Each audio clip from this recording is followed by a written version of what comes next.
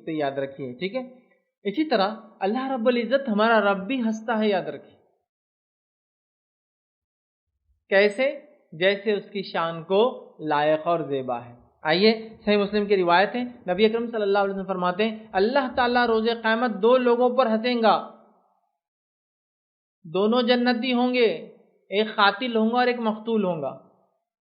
اللہ تعالیٰ روز قیامت دو لوگوں پر ہنسیں گا، دونوں جنتی ہوں گے، ایک قاتل ہوں گا ایک مقتول ہوں گا، مطلب ایک کو مارا گیا ہوں گا اور ایک نے مارا ہوں گا، مطلب ایک مرڈرر اور ایک مرڈرڈ، جس کا خون ہوا اور جس نے خون کیا، دونوں جنت میں جائیں گے اور دونوں کو دیکھ کے اللہ تعالیٰ ہنسیں گا۔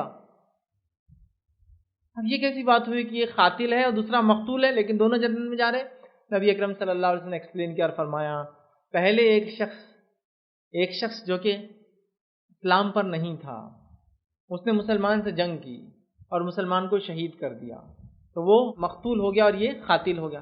اس کے بعد اس نے حق کو قبول کر لیا اور اس کے بعد اللہ کی راہ میں یہ لڑتا رہا اور اس کے بعد یہ مر گیا، تو یہ بھی جنتی ہوا، وہ بھی جنتی ہوا، دونوں جنت میں جائیں گے اور دونوں کو دیکھ کر اللہ ہنسیں گا، حالانکہ ایک قاتل ہے اور دوسرا اس کا مقتول ہے، لیکن دونوں جنت میں جا رہے ہیں۔ اور اس کی ایک مثال بھی آپ کے سامنے رکھ سکتا ہوں، حمزہ رضی اللہ عنہ اور وحشی رضی اللہ عنہ۔ حمزہ رضی اللہ عنہ کو جنگ احد میں وحشی بن حرب رضی اللہ عنہ نے جو ہے جب اسلام نہیں لائے تھے وہ قتل کیا ہے نا، تو حمزہ رضی اللہ عنہ شہید ہوئے، کہاں جائیں گے؟ جنت میں۔ وحشی بعد میں ایمان لائے، آخر وقت میں فتح مکہ کے بعد ہے نا، وحشی بعد میں ایمان لائے، اور اس کے بعد ہم سب جانتے ہیں آپ نے ہی مسیلمہ کذاب کا بھی قتل کیا، جو کہ ایک جھوٹا نبوت کا دعویٰ جس نے کیا تھا۔ تو حمزہ رضی اللہ عنہ کو انہوں نے قتل کیا جب حالات کفر میں تھے، ایک قاتل اور ایک مقتول، دونوں جنت میں جائیں گے، اللہ ان کو دیکھ کے مسکرائیں گا۔ تو اللہ تعالیٰ بھی ہنستا ہے، یاد رکھیے، ہمارا رب بھی ہنستا ہے، ٹھیک نہیں پاتے ہیں۔ جنت حاصل کرنے کے بعد اللہ رب العزت لا تعداد ایسے محلات دے سکتا ہے۔ ادنا سے ادنا محلوں کے تذکرہ اور اعلیٰ سے اعلیٰ دونوں کا تذکرہ کرتا ہوں، کیا ملنے والا ہے؟ تو جنت کے محلات کے تعلق سے بخاری کی روایت آپ نے فرمایا جنت کے محلات میں تمام برتن سونے کے ہوں گے، اسی طرح فرمایا تمام برتن سونے اور چاندی کے ہوں گے۔ جنتیوں کے محلات ہر وقت جو ہے دعوتیں چلتی رہیں گی۔ دنیا میں دعوت کرنے کے لیے خون پسینہ ایک کرنا پڑتا ہے تو سال میں ایک دعوت کر سکتا ہے، اور مہنگائی کے دور میں تو لوگ ایک دوسرے کو سوچتے ہیں کہ اللہ نے ماشاءاللہ کتنا دیا کہ دیکھو اس مہنگائی کے دور میں بھی دعوت کرتا ہے۔ دعوت دن اور رات چلتی رہیں گی، لیکن یاد رکھیے جنت میں بھوک بھی نہیں ہے، پیاس بھی نہیں ہے، لیکن مومن کھائیں گے۔ ضرورت نہیں ہے لیکن کھائیں گے، یہ بات دونوں یاد رکھیں، ضرورت نہیں ہوں گی لیکن کھائیں گے۔ دعوتیں چلتی رہیں گی جس کی خوشبو ان کے محلات کو معطر کریں گی، خوشبودار کریں گی۔ اور ایک روایت میں آتا ہے ایسی خوشبو ان کی محلات میں ہوں گی جس کی صرف خوشبو 40 سال دور تک چلتے رہیں گی، 40 ایئرس کی مسافت تک چلتے رہیں گے، ایسی خوشبو۔ دنیا میں ہوتا ہے نا چھوٹے موٹے سینٹ مار لے گا، 1-2 فٹ آ جائے تو وہ فخر سمجھتا ہے، اود لگا لے جو 2-4 دن رہ جائے اور مہک آ جائے تو بس بہت بڑی بات ہے۔ 40 سال دور تک کوئی گیس کرے گا ہاں وہ جنتی ایسی خوشبو آ رہی، 40 سال کی مسافت تک وہ خوشبو اس کی صرف چلیں گی۔ اسی طرح جو ہے جنتیوں کو جو ہے پسینہ آئے گا، یاد رکھیے باقی چیزیں نہیں ہوں گی، لیکن پسینہ آئے گا، لیکن پسینے کے اندر مشک کی خوشبو ہوں گی۔ مشک سمجھتے نا، ہرن ہوتا ہے، ہر ہرن ایک خاص ہرن ہوتا ہے، اس ہرن کے پیٹ میں سے ایک چیز نکلتی ہے۔ کبھی اگر کسی نے مشک، حقیقی مشک، یہ جو ڈپلیکیٹ حقیقی دیکھا ہو تو وہ سمجھے گا مشک کیا ہوتا ہے۔ حقیقی مشک اتنا خوشبودار چیز ہوتی ہے، اتنی خوشبودار کہ کئی فاصلے تک اس کی آپ خوشبو صرف سونگھ سکتے ہیں، اتنا مہک ہوتی ہے اس میں اللہ رب۔ تو جو مشک کی جیسا اس میں جو ہے پسینہ آئے گا، اس میں خوشبو ہوں گی۔ اسی طرح جو ہے جنت میں جو ہے انسان کو تھوک نہیں آئے گا، صرف پسینہ آئے گا، ناک سے اس کی کوئی غلاظت نہیں نکلیں گی۔ اسی طرح رفع حاجت کی پیشاب پخانے کی ضرورت نہیں ہوگی، صرف پسینہ آئے گا اور کچھ بھی نہیں دوسرا، ٹھیک۔ اور وہ بھی اتنا خوشبودار ہوگا، اور اس کی حکمت یہ ہے کہ جو انسان کھائیں گا وہ پسینے کے ذریعے اللہ اس کو ہضم کرا دے گا، بس اتنا ہی، اور کچھ نہیں رہیں گا اس کے علاوہ۔ اسی طرح جو ہے تمام جنتی جو ہے ایسے ایک دوسرے کے ساتھ رہیں گے جیسا شیر اور شکر، مطلب مل جائیں گے پانی میں جیسے شکر یا نمک مل جاتا ہے۔ کوئی حسد نہیں، کینہ نہیں، بغض نہیں، تم وہاں رہ رہے کہ ہم یہاں رہ رہے گا، کچھ نہیں، کوئی سوسائٹیل وہ نہیں۔ سب کو پتہ ہے جو مقام ملا ہے وہ اپنے اعمال کے اعتبار سے ملا ہے، سب خوش رہ رہے زندگی، سب کو نعمتیں مل رہی ہیں۔ اسی طرح آپ نے فرمایا کوئی حسد نہیں کرے گا۔ اہل جنت ہر سانس کے ساتھ آٹومیٹکلی اللہ کی حمد و ثنا ہوں گی۔ سانس لیا حمد، سانس چھوڑا حمد و ثنا چلتے رہیں گے، آٹومیٹک، وہاں کرنا نہیں، وہاں کوئی مشقت نہیں، لیکن وہاں بھی اللہ کی تسبیح کریں گے۔ مومن سانس لیں گے خود بخود اللہ کی حمد و ثنا چلتی رہیں گی۔ بنا مشقت کے کرنا کچھ نہیں، چونکہ جنت وہ جو ہے دنیا دارالعمل ہے، جنت جو ہے بدلے کا گھر ہے، وہاں عمل نہیں کچھ، تو خود بخود وہ چلیں گے۔ اسی طرح جامع ترمذی کی روایت آپ نے فرمایا جنت کے محلات سونے اور چاندی کی اینٹوں سے بنے ہوئے، جنت کا سنگریزہ، سنگریزہ سمجھتے آپ؟ سیمنٹ اور ریتی جو ہوتی ہے جو اینٹوں کو چپکانے کے لیے استعمال ہوتی ہے، کہتے ہیں سنگریزہ، وہ موتی اور یاقوت اور پسے ہوئے زعفران کا ہوں گا۔ زعفران معلوم آپ کو کیا ہوتا ہے؟ زعفران ایک پھول ہوتا ہے، اس پھول کے اندر چند پنکھڑیاں ہوتی ہیں نا، اس کے بیچ میں کچھ ایسی لمبی لمبی نوکیں آتی ہیں، اس کو کہتے ہیں زعفران۔ کچھ ایک مثال بھی ہم بس اردو میں رہتی ہے، کوئی چیز کسی کو نہیں سمجھی تو بولتے تیرے لیے زعفران ہے، چھوڑ دے ہوتے کچھ سمجھ میں نہیں آنے والے۔ زعفران کو کوئی ایسا دیکھے تو سمجھے گا کچھ پنکتیاں پھونک دیں گا اس کو، بہت قیمتی چیز ہوتی ہے۔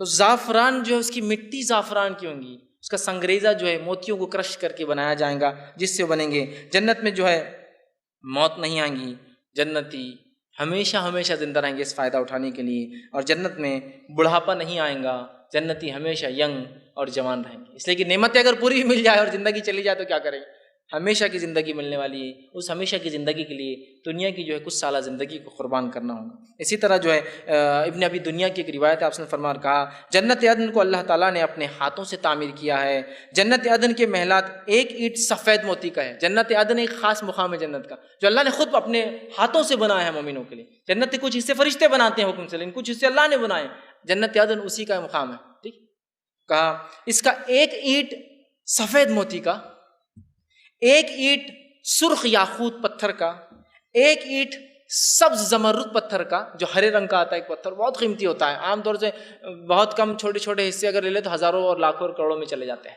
ایک اینٹ موتی کی ہے، ایک اینٹ یاقوت کی ہے، ایک اینٹ جو ہے زمرد کی ہے، اور اس کے اندر جو ہے مٹی کی جگہ مشک ہوں گا، اس کا سنگریزہ لولو جو موتی سمندر کے اندر سیپ سے نکلتا ہے اس کا بنا ہوا ہوگا، اور اس کی گھاس جو ہے جو اطراف میں ہوں گی وہ زعفران ہوں گی۔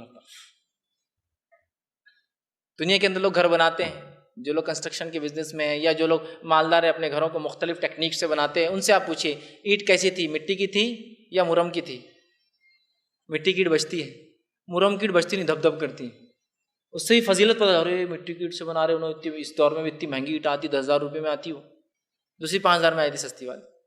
اندازہ لگائی موتی سے ایک ایک اینٹ بنی ہے، زمرد پتھر سے ایک ایک اینٹ بنی ہے، یاقوت کی ایک ایک اینٹ ہے، اللہ نے کتنا مومنوں کے لیے تیار کیا۔ یہ تو صرف مالی، جو صرف کنسٹرکشن کا معاملہ چل رہا ہے، تو نعمتیں کیسی ہوں گی لازوال۔ بہرحال کھانے اور پینے کا کیا معاملہ ہو، ایسے محلات بنے ہیں، اور زعفران کی کھیتیاں جس گھاس جیسی لگاتے دنیا میں زعفران لگی ہوئی ہیں۔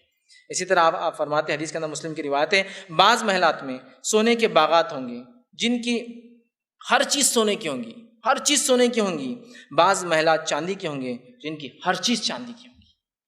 جنت عدن تو ایک اسپیشل مقام ہے، اسپیشل لوگوں کو ہے، لیکن کچھ ایسی بھی جنت ہے جہاں موتی اور وہ نہیں گا رہا ہے، دوسرا ہے سب سونے کا، سب چاندی کا، لوگوں کے الگ الگ مقامات، الگ الگ اعمال کے اعتبار سے۔ اسی طرح جو ہے صحیح مسلم کی روایت آپ نے فرمایا جنت کے محلات میں بڑے بڑے جو ہے گنبد، خوبصورت سفید موتی سے تعمیر کردہ گنبد بنے ہوں گے۔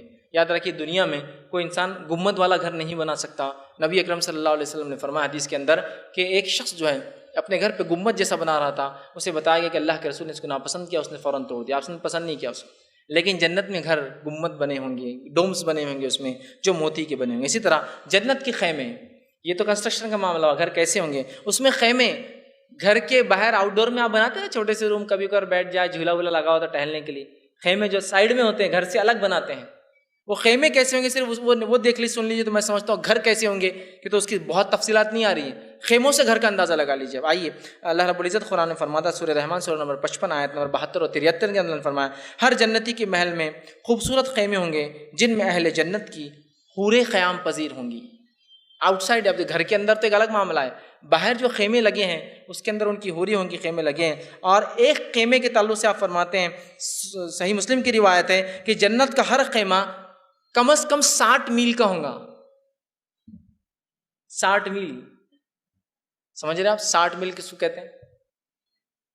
60 میل، میل بہت لمبا حساب ہوتا ہے، ٹھیک، کلومیٹر میں تبدیل کرو تو 1.7 سے اس کو ضرب دینا پڑے گا تو نکلے گا کلومیٹر کا حساب، 100 سے اوپر چلے جائیں گا۔ 60 میل کا ایک خیمہ ہے جو گھر کے باہر ہوگا صرف لگا ہوا۔ آپ اندازہ لگائیے، یہاں دنیا کے اندر کسی پروگرام میں کسی وقت ضرورت پڑنے پر چھوٹا سا منڈپ ڈالے تو کمر ٹوٹ جاتی. خیمہ جو باہر لگا ہوا ہے 60 میل کا ایک خیمہ ہوگا, اور اللہ کے رسول صلی اللہ علیہ وسلم فرماتے ہیں وہ جو خیمہ لگا ہوگا نا منڈپ کا, اس میں جو محل ہوگا وہ جو بنا ہوا, وہ 60 میل کے صرف ایک موتی کے اندر تراش کے بنا ہوا رہے گا. وہ ایک خیمہ جو 60 میل کا ہے وہ ایک ثابت موتی میں فرشتوں نے تراش کے بنائے ہوئے ہوں گے. موتی سفید کیسا خوبصورت ہوتا ہے نا, انداز لگائی کیا خوبصورتی ہوگی اس گھر کی. 60 میل کا اور ایک موتی میں بنایا ہوا, تراش کر توڑ کر اس کو. یہ ادنا گھر کے باہر کے لان کے باہر کا سٹنگ ایریا ہے. تو اندر کیا ہوگا گھر کے اندر, جس کے گھر کے لان میں گھس کر ہی آپ اندازہ لگا لے سکتے اندر کی نعمتیں کیا ہو سکتی. 60 میل کا خیمہ. اسی طرح ان خیموں کے اندر اہل جنت کی جو ہے حوریں ہوں گی, اور وہ ان کے منتظر ان کا انتظار کرتی رہیں گی. اور جنتی آدمی جو ہے وقتاً فوقتاً الگ الگ خیموں میں, کئی خیمے ہوں گے, اس کا اسٹیٹس, اس کے اعمال, اس کو اللہ نے کیا عطا کیا, اس کے اعتبار سے کئی خیمے ہیں جن میں وہ وقتاً فوقتاً آتا اور جاتا رہیں گا. اسی طرح جنت کے بازار, جنت کے اندر اللہ کے رسول صلی اللہ علیہ وسلم فرماتے ہیں, جو ہے یہ روایت جو ہے صحیح مسلم کی, آپ نے فرمایا جنت میں بازار ہوں گے مومنوں کے, اور وہ جمعہ کے دن لگیں گے. صرف کس دن لگیں گے؟ جمعہ بازار, جمعہ کے دن وہ بازار لگیں گے. لیکن اور جنتی ان بازاروں میں جائیں گے, خرید و فروخت کریں گے, لیکن ان بازاروں میں عورتیں نہیں جائیں گی. یاد رکھیے, جنت کے بازار میں بھی عورت نہیں نکلیں گی, وہ گھر میں ہی رہیں گی. اور جنتی جب مرد جنت کے بازاروں میں جائیں گے, بازار میں جائیں گے, تو ہوا چلیں گی. آپ نے فرماتے ہیں جب ہوا چلیں گی تو ہوا کے اندر مشک اور زعفران اڑ کر آئیں گی, اور آ کر ان کے چہروں پر اور کپڑوں پہ لگ جائیں گی, جس سے ان کی خوبصورتی اور بڑھ جائیں گی, اور اسمارٹ ہو جائیں گی, اور ہینڈسم ہو جائیں گے. جب وہ گھر واپس آئیں گے تو ایک ہوا یہاں بھی بیویوں پہ چل پڑی ہوں گی, وہ بھی خوبصورت ہو جائیں گی. جب واپس آئیں گی تو بیویاں کہیں گی آپ تو بڑے حسین اور جمیل ہو گئے. تو شوہر کہیں گا پھر تم بھی کہاں بچی, تم بھی تو بڑی حسین اور جمیل ہوگی ہمارے جانے کے بعد. دنیا کے بازار میں گئے تو کالی پیلی ہو کے آنا پڑتا ہوگا, کچرا, دھول, مٹی, دھواں ہے نا, آ کے آپ کو کہیں کریم مل کے بیٹھے رہنا پڑتا کہ یہ سب نکلنا ہے. جنت کے بازار میں ایک ہوا چلیں گی جس کی دھول زعفران اڑ کے آ کے لگیں گی, خوبصورتی میں اضافہ کر دیں گی آپ کی. اس سے ایک بات یہ بھی پتہ چلتی ہے کہ بازاروں میں جانا ویسے اچھی بات نہیں ہے, اس لیے کہ عورتیں جنت کے بازار میں بھی نہیں آئیں گی. حدیث میں واضح الفاظ ہے کہ صرف مرد جائیں گے, اور عورتیں گھر میں ہوں گی, یہ بھی خوبصورت ہو جائیں گے بازار جا کے آنے سے, اور وہ اور خوبصورت ہو جائیں گے, اور دونوں ایک دوسرے کو کہیں گے کہ تم تو بڑے حسین جمیل ہو گے, وہ کہیں گے تم بھی تو بڑے حسین جمیل ہو گے. ٹھیک ہے, اسی طرح